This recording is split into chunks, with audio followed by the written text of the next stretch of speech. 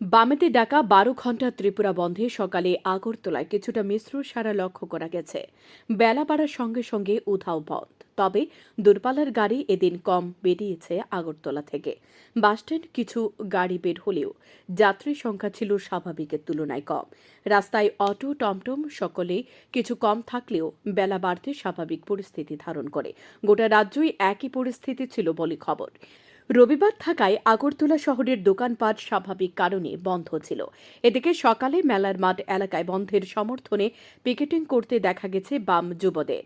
রাস্তায় দাঁড়িয়ে থেকে কিছু গাড়ির পথ আটকায় এবং কিছু গাড়ি ঘুরিয়ে দেয়।